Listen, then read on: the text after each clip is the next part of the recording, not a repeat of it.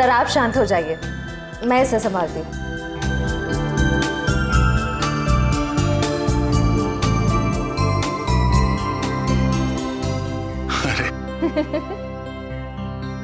इतनी बात मेरी समझ में नहीं आई। ये बड़े से बड़े मुजरिम को मैं आराम से निपट सकता हूं, पर छोटे बच्चे को संभालना जरा मुश्किल काम है ना। सर एक बात कहूं, आप कुछ भी कर सकते हैं, आपके लिए कोई काम मुश्किल नहीं है। बड़े बड़े गुनहगारों से निपट सकते हैं, छोटे बच्चों को संभाल सकते हैं। बस जरूरत है तो अपने अंदर छुपे हुए दया को बाहर निकालने की, जिसका दिल मोम जैसा है, जो सबकी कदर करते हैं, जो प्यार करना भी जानते हैं।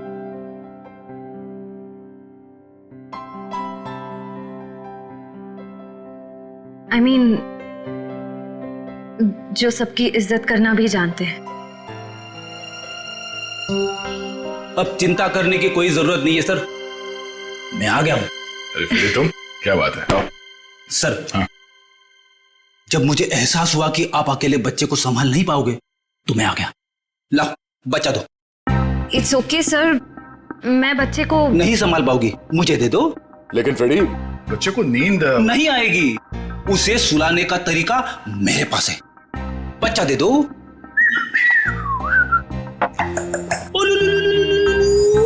ला ला ला ला।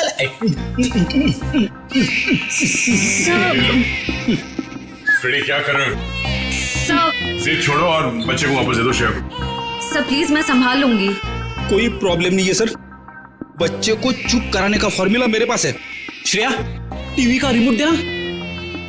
अब देखना सर, ये कार्टून चैनल देख के बच्चा कैसा खुश होता है। कौन से नंबर पे?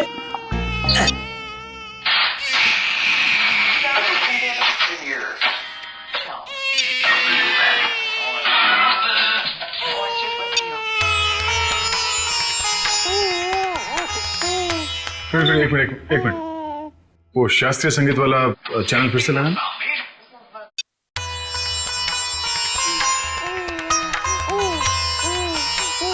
सुरों की काफी समझ है इसे।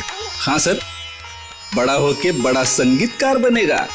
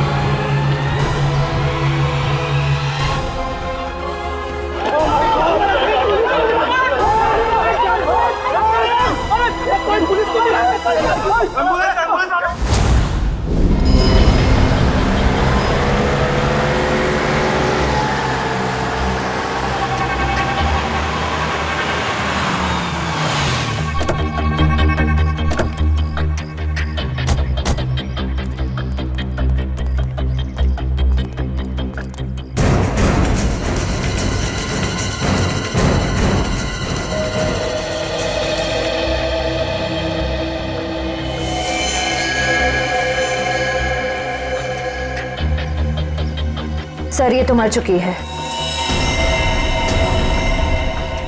फ्रेडी, एम्बुलेंस को फोन करो। ये सब कैसे हुआ? मैंने देखा था सर। क्या हुआ था? सर हमारे आंखों के सामने एक ट्रक आया और इस औरत को कुचलकर चला गया सर। श्रेया कुछ मिला? नहीं सर, कुछ भी नहीं मिला। जब ये हादसा हुआ तब आप कहाँ थे? सर हम लोग उस चाय की दुकान पर चाय पीने आए थे, तभी मैंने देखा सर कि ये औरत वहां से भागती हुई आ रही थी सर।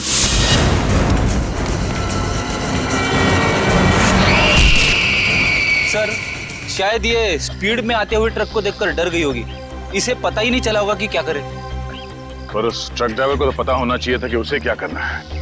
वो ब्रेक लगा सकता था, ट्रक को दूसरी ओर मोड़ सकता था, या फिर एक्सीडेंट के बाद पुलिस स्टेशन में जाके अपने आप को सरेंडर कर सकता था। एक औरत को ठोकर मार के भागना ये कहाँ की इंसानियत है? सर वो इंसान नहीं, हैवान था सर। वो ट्रक को फुल स्पीड में लेकर आया सर और इस औरत को कुचल कर चला गया। तुमने उस ट्रक का नंबर नोट किया, नंबर देखा था? हाँ सर।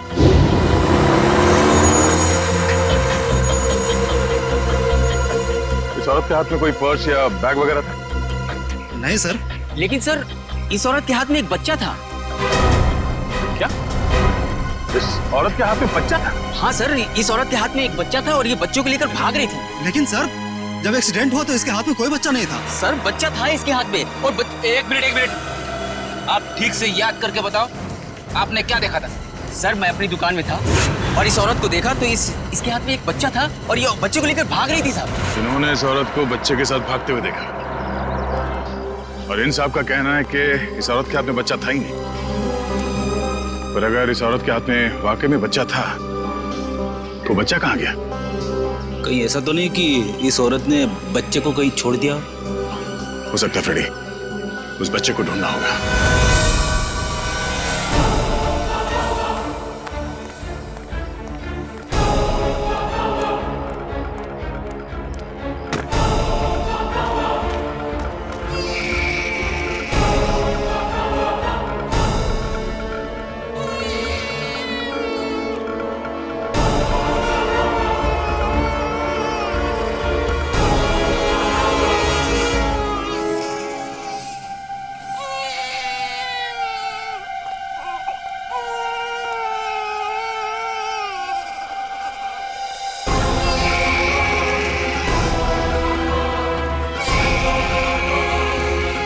हाँ फ्रेडी? सर बच्चा टोकरी में है सर। अरे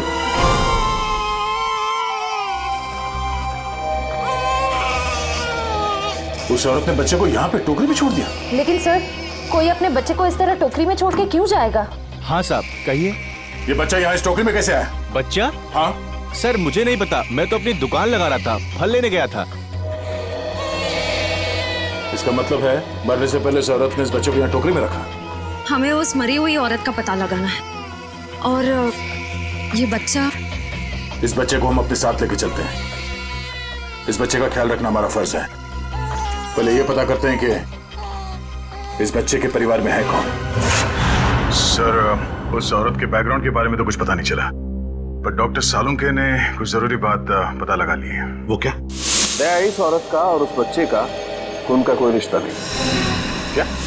इस बच्चे का और उस औरत का डीएनए मैच नहीं हो रहा है? जी सर। इसका एक ही मतलब हो सकता है दया, उस औरत ने इस बच्चे को चुरा लिया और फिर वो भाग रही थी। हो सकता है सर। काम करना पड़ेगा, मिसिंग पर्सन ब्यूरो से पता लगाना पड़ेगा कि क्या किसी ने बच्चा गायब होने की रिपोर्ट दर्ज करवाई है क्या। और डॉक्टर सालुंके का इस बच्चे की माँ के बारे में भी कुछ कहना है सर। क्या? इस औरत ने जो सैंडल पहने हुए थे, उस सैंडल के नीचे के हिस्से की तरफ हमें खून के कुछ अंश मिले। उस खून का डीएनए करने से पता चला कि उस खून का डीएनए और उस बच्चे के खून का डीएनए आपस में मैच होते हैं। और उस औरत की उम्र जिसका वो खून है लगभग 28 से 30 साल होनी चाहिए। खून के निशान? फिर जरूर इस बच्चे की माँ बुरी तरह से घायल हुई होगी। सर हो सकता है उस अनजान औरत ने ही हमला किया हो बच्चे की मां पर और बच्चे को लेकर भाग गए। सर लगता है ये कोई बहुत बड़ी साजिश है। उस औरत का एक्सीडेंट नहीं बल्कि जानबूझ के खून किया गया है। सर हमने आरटीओ में भी पता किया, ट्रक का नंबर उनके रिकॉर्ड्स में भी नहीं है। ये देखो बॉस, अब कोई प्रॉब्लम नहीं है। अरे प्रॉब्लम तो तब होगा जब बॉस का फोन आएगा। उसको क्या जवाब दोगे कि काम अधूरा छोड़ दिया? सर एक ऐसा सुराग मिला है जिससे पता चल सकता है कि ये औरत है कौन। वो क्या है? ये उस औरत के कपड़े, इस पे लॉन्ड्री का टैग लगा हुआ है। बस सुबह इस टैग से पता लगाओ ये कौन सी लॉन्ड्री है, और इस लॉन्ड्री से हमें पता चलेगा कि ये औरत रहती कहाँ है। सर तब तक मैं इस बच्चे को संभालूंगा सर, अपने घर पे। मैं इस बच्चे को अपने साथ रखना चाहता हूँ सर। सर मैं भी आपकी मदद करूंगी।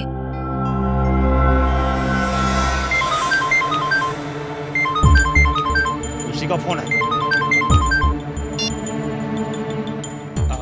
सलाम बॉस, मुझे वो बच्चा किसी भी हालत में जिंदा चाहिए, किसी भी हालत में। समझ गए तुम? जी बॉस।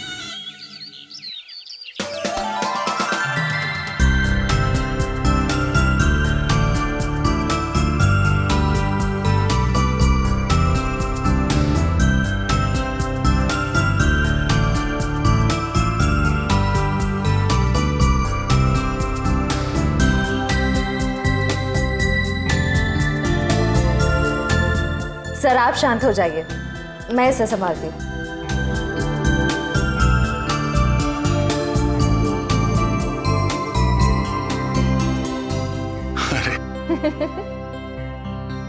इतनी बात मेरी समझ में नहीं आई। ये बड़े से बड़े मुजरिम को मैं आराम से निपट सकता हूं, पर छोटे बच्चे को संभालना जरा मुश्किल काम है ना। सर एक बात कहूं, आप कुछ भी कर सकते हैं। आपके लिए कोई काम मुश्किल नहीं है। बड़े बड़े गुनहगारों से निपट सकते हैं, छोटे बच्चों को संभाल सकते हैं। बस जरूरत है तो अपने अंदर छुपे हुए दया को बाहर निकालने की, जिसका दिल मोम जैसा है, जो सबकी कदर करते हैं, जो प्यार करना भी जानते हैं।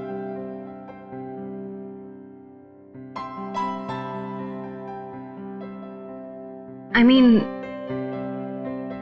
जो सबकी इज्जत करना भी जानते हैं।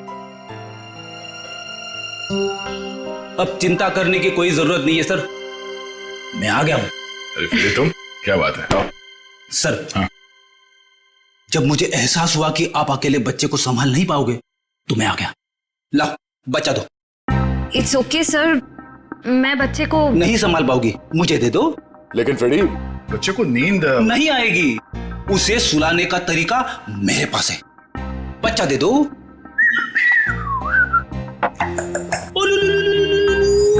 अला ला ला ला।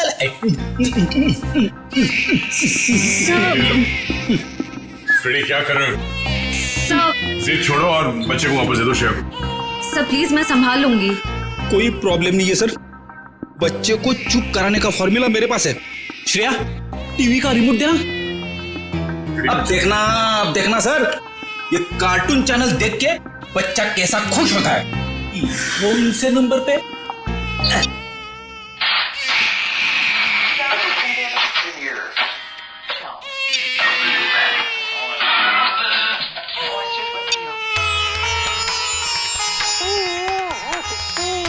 फिर एक मिनट, वो शास्त्रीय संगीत वाला चैनल फिर से लगाना।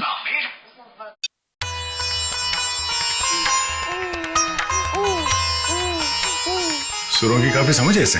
हाँ सर, बड़ा होके बड़ा संगीतकार बनेगा। सब हो रही दुकान।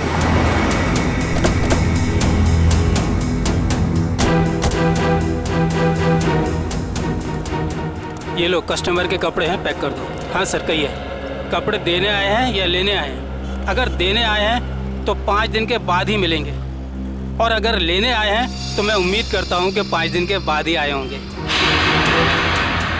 सर मैं बहुत ही ईमानदार व्यापारी हूँ, और मैंने आज तक अपने किसी भी कस्टमर को कोई भी धोखा नहीं दिया है। हाँ, ये कपड़े आपकी लॉन्ड्री में धुले हैं ना?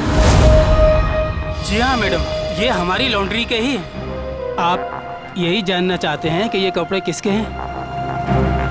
समझदार लगते हो, बता। हाँ, 1 मिनट रघु, बुक दो। मिल गया सर। ये कपड़े किसी गोपी नाम की औरत के हैं। गोपी? एड्रेस भी लिखा होगा उसमें? नहीं सर, एड्रेस तो नहीं है, लेकिन फ़ोन नंबर है। दो।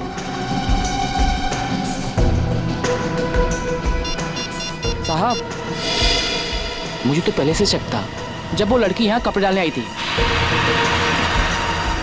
ऐसा क्या किया था उसने? मैडम, मैंने बोला 5 दिन बाद कपड़े लेके जाना। वो बोली मैं 2 दिन में आऊंगी। मैंने कहा नहीं मिलेंगे, तो मुझसे गुस्सा करने लगी। बोली तुम्हें धोबी घाट पर ले आकर उल्टा लटका दूंगी, और किसी के साथ मोटरसाइकिल में बैठकर चली गई। उस मोटरसाइकिल वाले का चेहरा देखा था तुमने? साहब, उस समय शाम हो चुकी थी और वो रोड के उस पार खड़ा हुआ था, तो मैं ध्यान नहीं दे पाया साहब। इस मोबाइल नंबर के जरिए हम उस मोटरसाइकिल वाले तक पहुंच जाएंगे। चुप रहो, समझे? तो एक बार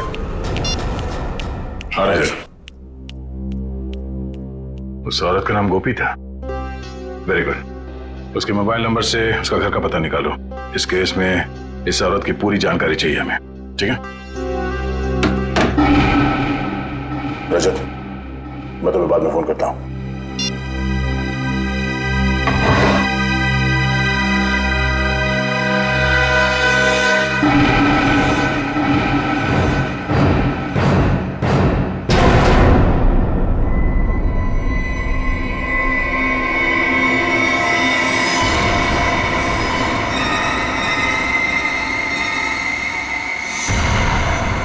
दया, तुम फौरन अपनी बंदूक नीचे रख दो, वरना इस लड़की का भेजा बाहर कर देंगे। दया, तुमसे हमारी कोई दुश्मनी नहीं है, बस ये बच्चा हमारे हवाले कर दो और अपनी जान बचा लो। अपनी जान की परवाह करने वाले कायरों को हम सीआईडी में भर्ती नहीं किया करते। अगर इस बच्चे को किसी ने छुआ भी ना तो तुम सबकी अर्थी यहीं से उठेगी। अर्थी तो इस छोकरी की उठेगी दया। बस तुम कंधा देने के लिए तैयार रहो। बंदूक नीचे रखो, नीचे रखो बंदूक। सर, आप मेरी परवाह मत कीजिए, आप गोली चलाइए। चुप! दया, गन नीचे रख, नीचे रख गन दया, वरना इस छोकरी की खोपड़ी उड़ा दूंगा मैं। एक मिनट।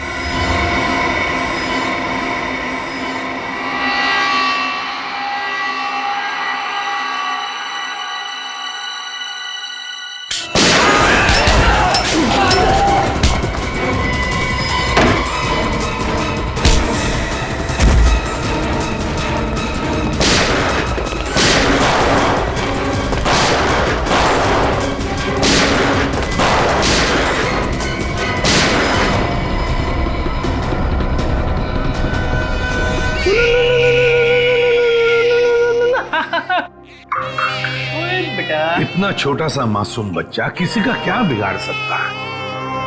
ये तो कोई राक्षस ही है जो ऐसे मासूम बच्चे पर हमला करने को देखता है। सर, उस गुंडे का क्रिमिनल रिकॉर्ड मिल गया। क्या नाम है उसका? उसका नाम शमी है और उस पे कॉन्ट्रैक्ट किलिंग और किडनैपिंग के 3 केसेस चल रहे हैं। कॉन्ट्रैक्ट किलिंग और किडनैपिंग? लेकिन ये सिर्फ कॉन्ट्रैक्ट किलिंग का केस नहीं है, ये कुछ और ही चक्कर है, कोई बड़ी साजिश है ये। सर, मोबाइल कंपनी ने गोपी का जो एड्रेस दिया था वो गलत है सर। गलत है? हाँ सर। मतलब सर ये सब पहले से प्लान था?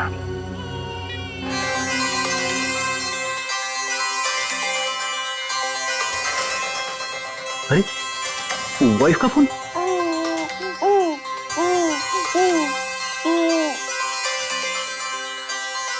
कैसी लगी क्यों? अच्छी अच्छी अच्छी। सर, कल रात दया सर के घर पे टीवी पर जब शास्त्रीय संगीत आ रहा था तब बच्चा अचानक से शांत हो गया और मुस्कुराने लगा। अच्छा, वैसे आमतौर पे इस तरह की धुन सुनकर बच्चे उछलने लगते हैं। हाँ, लेकिन अभी भी फ्रेडी सर की रिंगटोन सुनकर बच्चा कैसे खुश हो गया? सर, हो सकता है कि जब से इस बच्चे का जन्म हुआ हो तब से ये शास्त्रीय संगीत सुनता आ रहा। हो सकता है इसके माता पिता में से कोई संगीतकार या गायक हो। कविनगर जाके पता लगाना पड़ेगा कि वहां पर कोई शास्त्रीय संगीत विद्यालय है क्या। ता थई तत थई ता थई तत थई ता थई तत थई तत थई ता थई तत थई ता थई तत। एक मिनट।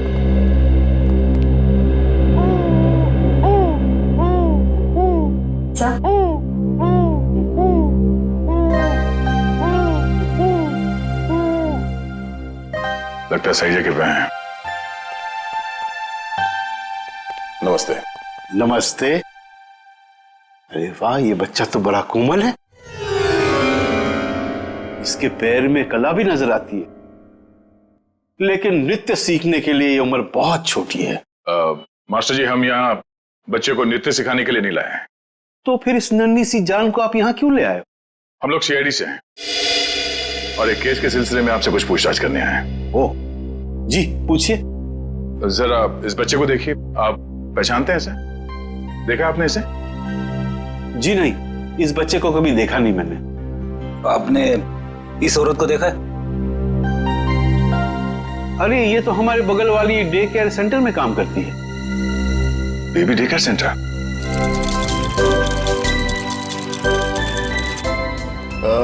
एक्सक्यूज मी, आप इस औरत को पहचानती हैं? ये तो गोपी है, हमारे यहाँ आया का काम करती है। लेकिन हुआ क्या है इसे?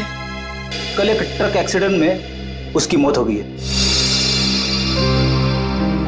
खैर, आप इस बच्चे के बारे में क्या बता सकती हैं? इसका नाम बॉबी है और इसकी माँ का नाम जूही है। ये LSD सोसाइटी में रहती है। LSD society?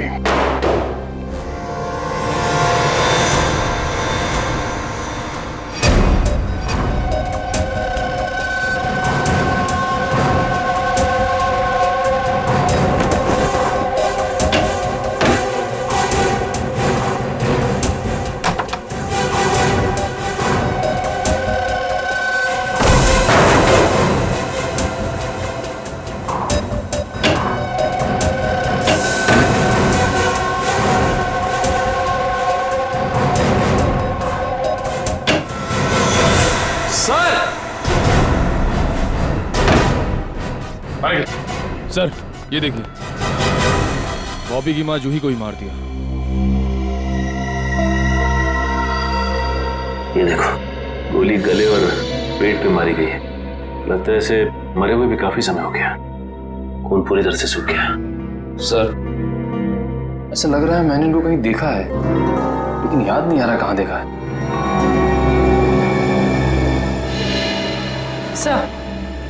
सर वो देखिए,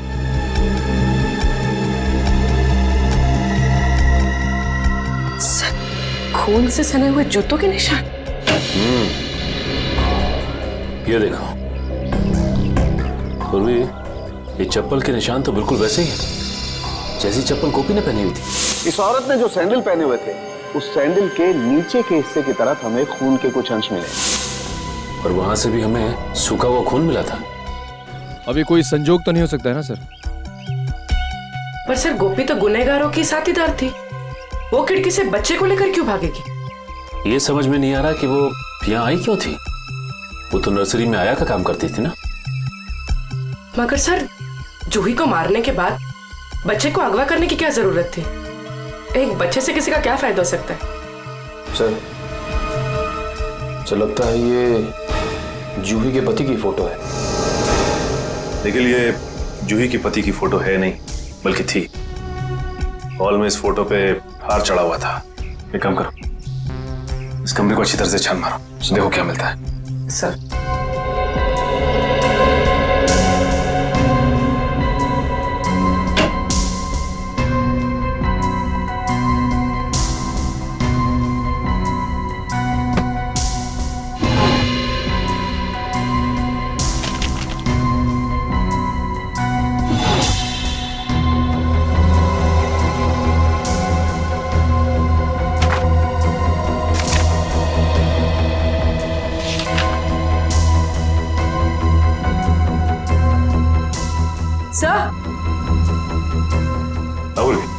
ये देखिए, तो जूही एक एक्ट्रेस थी, इसीलिए उसने अपना पोर्टफोलियोज बनाया था। याद आया सर, मैंने इनको एक पंजाबी फिल्म में देखा था, उसमें हीरोइन थी। अच्छा? हाँ सर। इस घर का लिव एंड लीज एग्रीमेंट मिला है सर। सर, ये वोटर आईडी है सर। इसमें इनका नाम जूही नहीं बल्कि असली नाम शीतल है सर। और ये जीवन शांति आश्रम का रिसीप्ट भी है सर। तो ये बात है। ये जूही उर्फ शीतल 5 सालों तक एक आश्रम में रह रही थी और 1 साल पहले ही आश्रम से बाहर आई है। मगर सर, एक फिल्म की हीरोइन 5 साल तक आश्रम में क्यों रहेगी? ये देखो, शीतल के पिता रविकांत का नाम लिखा हुआ है इस कार्ड पे। सर, ये रहा डॉक्टर रविकांत का घर। बहुत बड़े साइंटिस्ट हैं वो।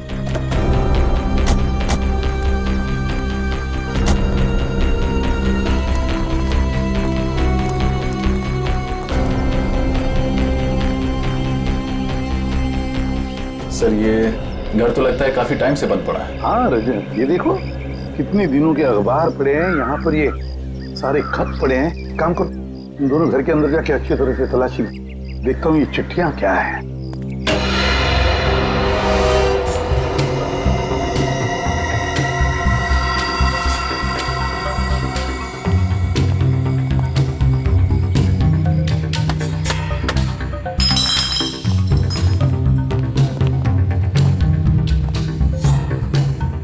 हमसे पहले ही यहाँ कोई आ चुका है, शायद कुछ ढूंढने। देखो कुछ हाथ लगता है क्या? सर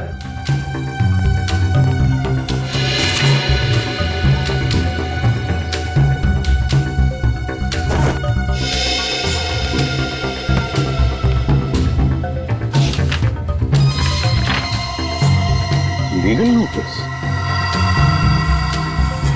अरे सुनिए सुनिए, देखिए मैं सीआईडी से हूं।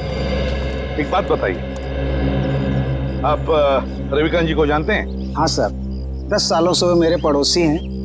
अचानक उनकी मौत की खबर सुनकर बहुत दुख हुआ। अचानक मौत हो गई रविकांत जी की? कब, कैसे? गाड़ी की स्पीड इतनी तेज थी कि वो कंट्रोल नहीं कर सके और वो जाके नदी में गिर गए। Oh my God. कुछ मिला? नहीं सर। ये रविकांत जी का एक्सीडेंट ही था या? एक्सीडेंट ही था सर। ठीक है, थैंक यू वेरी मच, अब जा सकते हैं। नोटिस कैसी?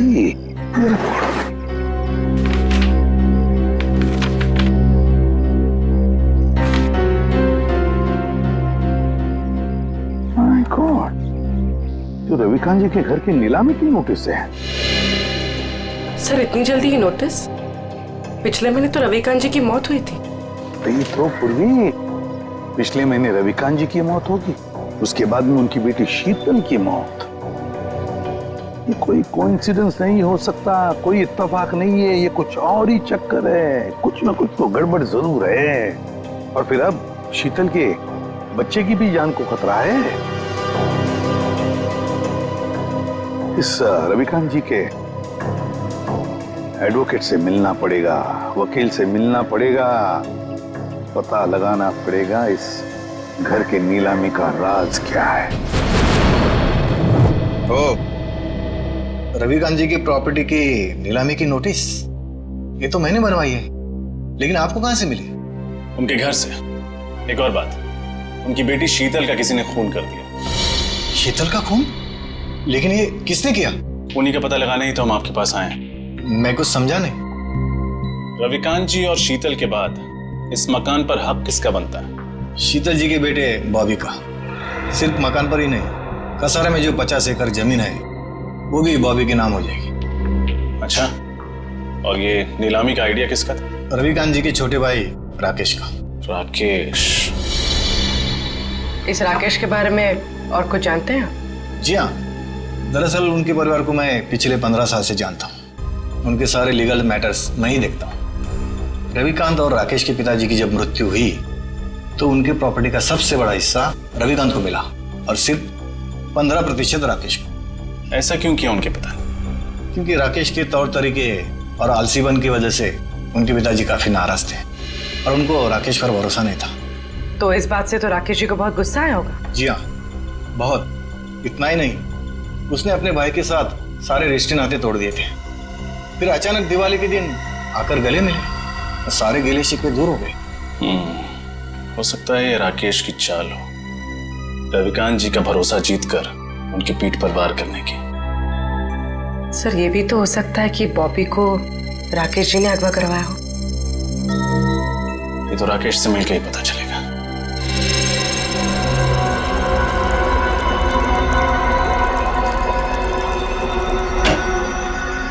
Excuse me.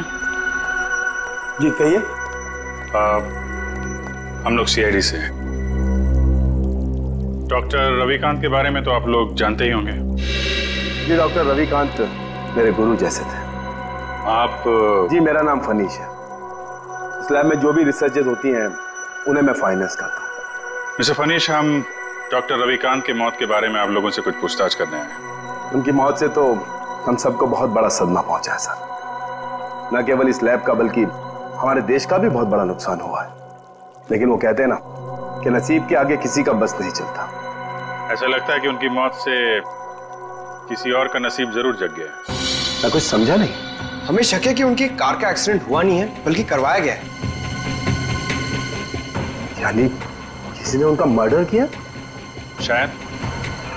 वैसे किस चीज पे रिसर्च कर रहे थे डॉक्टर रविकांत? इसके बारे में तो उन्होंने कभी किसी को कुछ नहीं बताया। वो एक टॉप सीक्रेट रिसर्च कर रहे थे, इसीलिए उसका जिक्र उन्होंने कभी किसी को नहीं किया। सर वो कुछ डरे डरे से रहते थे। क्यों? किससे? इसके बारे में उन्होंने किसी को बताया नहीं, लेकिन वो अपने जो रिसर्च के पेपर्स है ना, वो अपने केबिन के लॉकर में रखते थे और तकरीबन हर रोज वो लॉकर का पासवर्ड चेंज करते थे। पता नहीं क्यों। लगता है ये रिसर्च की वजह से ही उनका खून किया गया है। उनका केबिन दिखाइए जरा।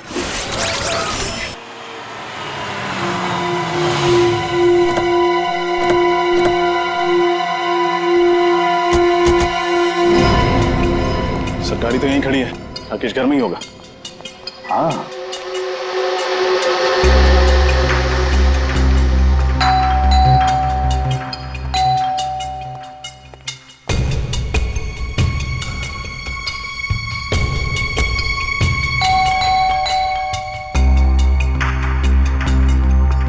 तो लगता है घर में कोई नहीं है, कोई दरवाजा नहीं खोल रहा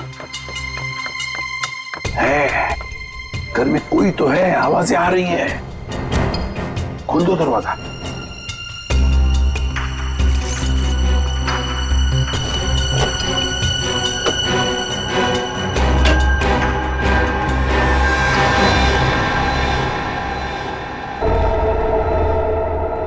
संभल के। 3 खून किए उसने।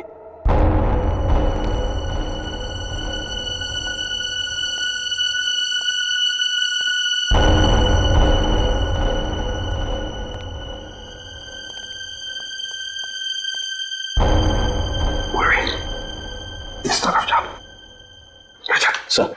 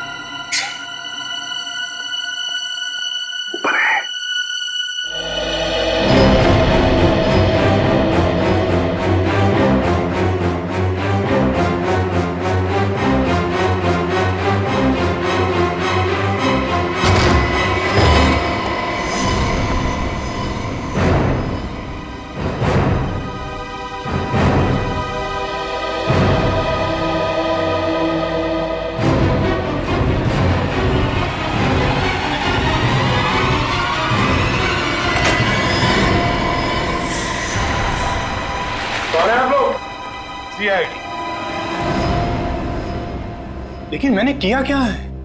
या क्या है? हैं? या क्या है?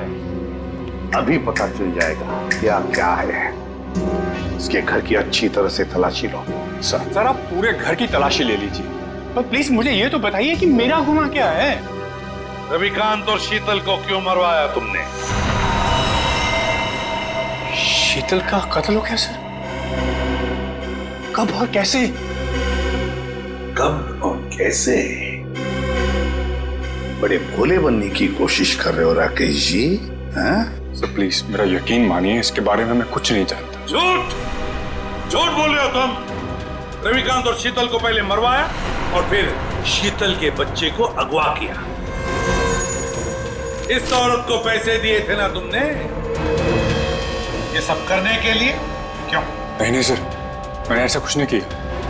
इस औरत को मैं पहली बार देख रहा हूँ सर। मैं रवि भैया और शीतल का खून क्यों करवाऊंगा? इसलिए, इस जायदाद के लिए। जायदाद के पेपर थे, है ना? क्यों?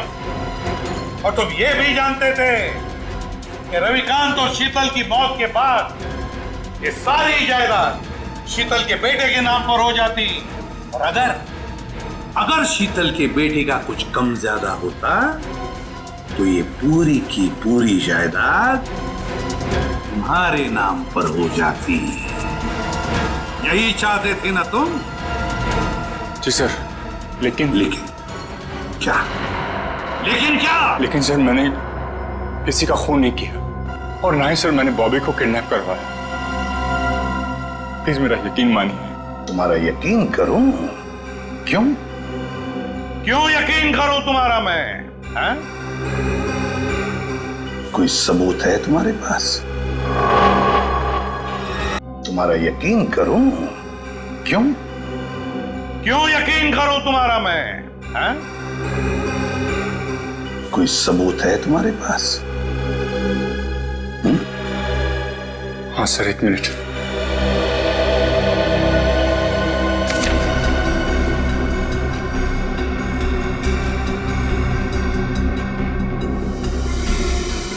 रविकांत चैरिटी फाउंडेशन, 50 लाख रुपए। जी सर, जायदाद में जितना भी मेरा हिस्सा था उस सबको बेचकर सारे रुपए में रवि भैया की चैरिटी में डालने वाला था। सर, भगवान का दिया हुआ मेरे पास सब कुछ है। पैसों के लिए मैं अपने भैया का खून क्यों कर रहा हूं? सर,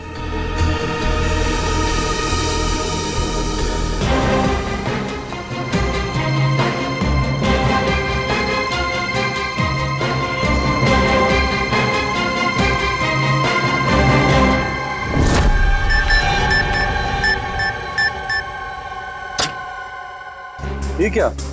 लॉकर तो खाली है। खाली है? अभिजीत, ये देखो अभिजीत, ये रिसर्च पेपर्स हैं, जला दिए गए हैं।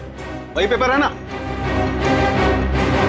हाँ सर, ये तो वही रिसर्च पेपर्स है जिन पर डॉक्टर रविकांत रिसर्च कर रहे थे, पर उन्होंने ये जलाए क्यों? शायद उन्हें डर होगा कि ये रिसर्च के पेपर किसी गलत हाथों में ना पड़ जाए। पंकज, मिला कोई? नहीं सर, सारी फाइल्स डिलीटेड है। एक फाइल है, इसको मैं खोलने की कोशिश कर रहा हूँ सर, एक सेकंड।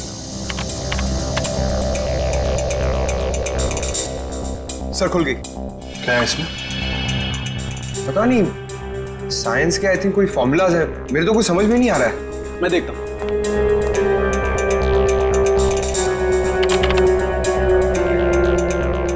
ओह, नहीं अभिजीत, ये कोई साइंस का फार्मूला नहीं है, ये एक वायरस की टेस्टिंग रिपोर्ट है। क्या मतलब सर? मतलब ये है कि जैसे जहर का काट जहर होता है, वैसे ही किसी भी बीमारी का इलाज उसके वायरस के द्वारा ही किया जाता है। और इस वायरस का टेस्ट किसी इंसान पर कर रहे थे डॉक्टर रविकांत। और कौन सा वायरस है ये? ये बेलकोप नाम का वायरस है।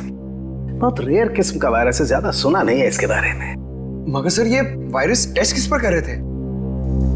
माय गॉड, माय गॉड, मैं समझ गया अभिजीत। अरे, है कौन वो? अभी नहीं, 1 घंटे के बाद मैं तुम्हें ब्यूरो में मिलता हूँ, कंफर्म कर लूं फिर बताता हूँ। सचिन, पता चला डॉक्टर रविकांत लैब में क्या बना रहा था? नहीं सर, अब तक तो कुछ नहीं पता चला। सालू के साहब कह के गए हैं कि 1 घंटे में वापस आता हूँ फिर। बस पता चल गया, मैंने गुत्थी सुलझा ली। यार तुम्हें बताना सालू के। बॉस, उस रिसर्च लैब में हमने जिस पेशेंट की रिपोर्ट देखी थी उसमें पोलकोप नाम का वायरस था। ये कौन सा वायरस है? वही तो पता लगाना है, लेकिन एक टेंशन है बॉस। किस बात की टेंशन? बॉस, मैंने जब पता लगाया तो पता लगा कि पोलकोप नाम का वायरस तो है ही नहीं। अरे तो फिर सालू के साहब, उस मरीज के शरीर में ये वायरस आया कहां से? वही तो बॉस, मैंने जब उस बच्चे का ब्लड टेस्ट किया दोबारा से तो पता ये चला कि उसे हिस्लेक्सिया नाम की बीमारी है, सांस लेने की बीमारी, जिसका कहीं कोई इलाज नहीं। लेकिन जब मैंने बच्चे का ब्लड टेस्ट किया तो पता ये चला कि हिस्लेक्सिया का असर उसके शरीर में, उसके खून में धीरे धीरे कम हो रहा है। वो कैसे? वही तो प्रॉब्लम है बॉस। जब मैंने बच्चे का ब्लड टेस्ट दोबारा से किया तो पता लगा कि उसके शरीर में अलग अलग किस्म के वायरस हैं, जिसकी वजह से हिस्लेक्सिया का असर उसके खून में धीरे धीरे कम हो रहा है। और इन्हीं वायरस में से पोलकोप वायरस भी है। मतलब वो टेस्ट रिपोर्ट बच्चे की थी? हाँ बिल्कुल। मतलब ये जो कुछ भी हुआ है इस पोलकोप वायरस की वजह से ही हुआ है। कोई तो है जो इस पोलकोप वायरस पर कब्जा करना चाहता है। हाँ सर, डॉक्टर रविकांत ने वायरस के सारे सैंपल और रिसर्च के सारे मटेरियल तबाह कर दिया, बर्बाद कर दिया सर। अब ये वायरस सिर्फ बच्चे के अंदर है। मतलब सचिन, बच्चे की जान को खतरा है।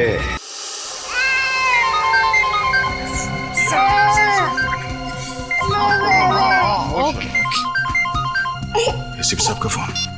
Hello sir. क्या बच्चे के शरीर में वायरस इंजेक्ट किया गया? सर लगता है इसीलिए उसका टेम्परेचर उतर नहीं रहा, उसे बुखार है सर। हाँ सर, हम लोग वहीं जा रहे थे। ठीक है सर, ओके चलो।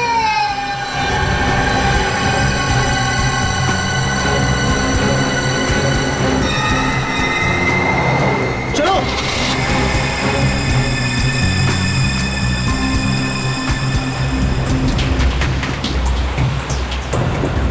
बॉबी का बुखार तो बढ़ता ही जा रहा है।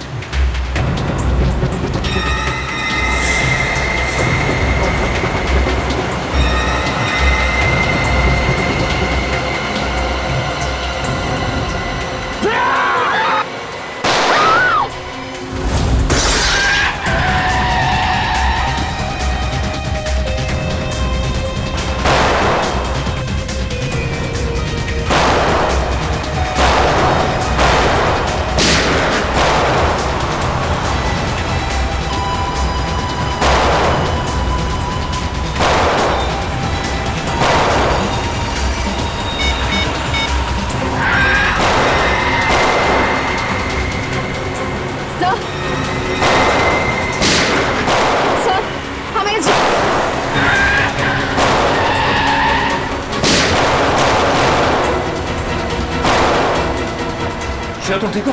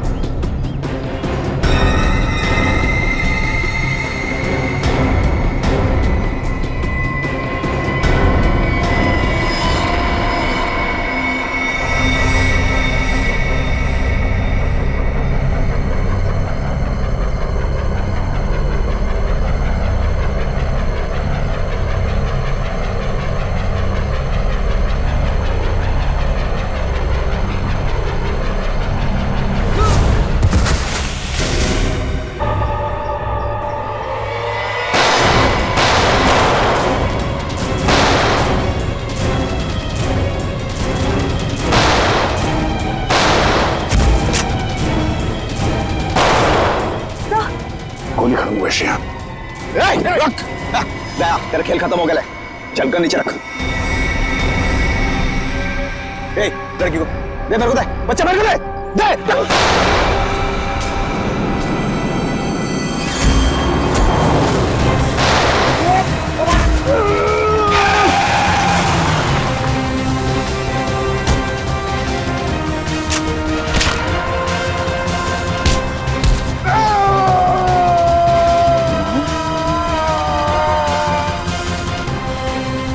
शेर का शिकार करने निकले थे गीदड़ लोग। बोल, किसके कहने पे किया ये सब? शर्म आनी चाहिए तुम्हें। एक मासूम बच्चे के साथ तुमने ऐसी घिनौनी हरकत की। मैं मजबूर था ऑफिसर।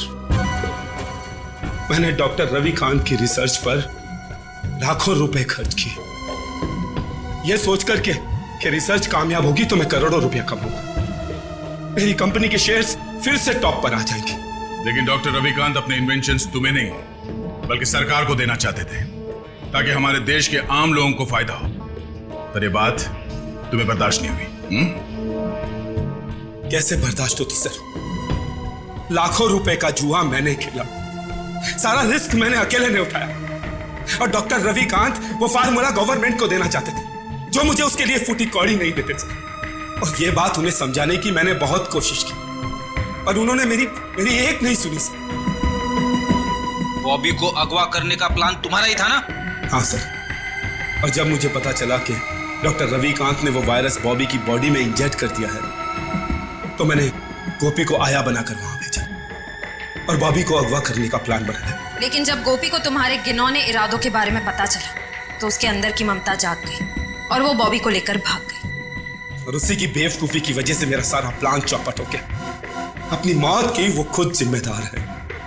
तुम जैसे हैवानियत के पुतले इंसानियत के बारे में कभी समझ नहीं पाओगे। तुम्हें तो ऐसी सजा होनी चाहिए जिसे देखकर हैवानों की रूह कांप उठे।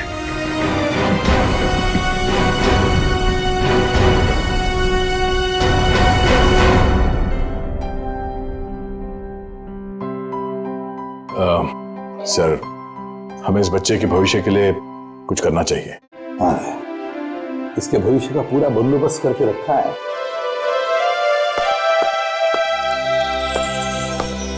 सर जी, सर जी, आज के बाद बॉबी को मैं संभालूंगा। अपने भाई के बेटे की तरह नहीं, बल्कि अपने बेटे की तरह से बड़ा कर। ये तो बहुत खुशी की बात है। लेकिन जिंदगी में कभी इस बच्चे को किसी मदद की जरूरत पड़े तो हमें जरूर याद करना। बहुत खुशी होगी हमें। Thank you.